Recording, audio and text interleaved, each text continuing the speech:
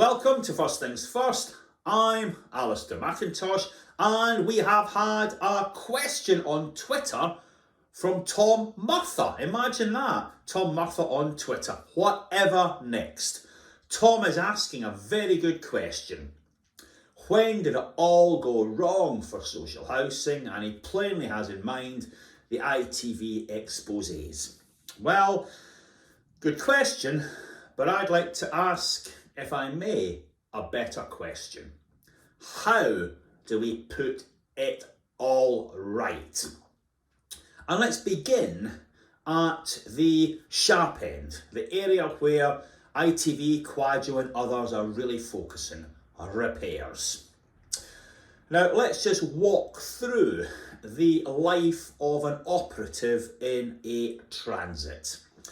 The first thing they've got to be able to do is be expert parkers, because they're going to be doing that about 10 times a day. At almost no time will they have an allocated space.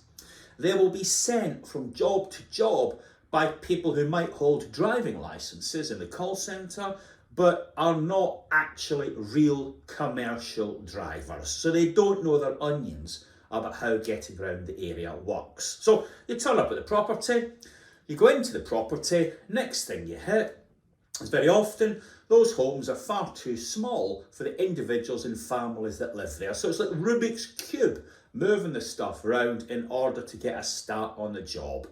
And then you hit what I call the development and procurement section's Jazz Odyssey.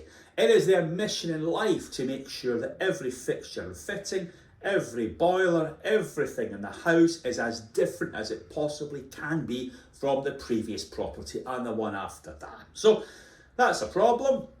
Never fear, you can go to a depot and get the spare parts, bound to have them. Difficulty is our friends in procurement have sabotaged you yet again.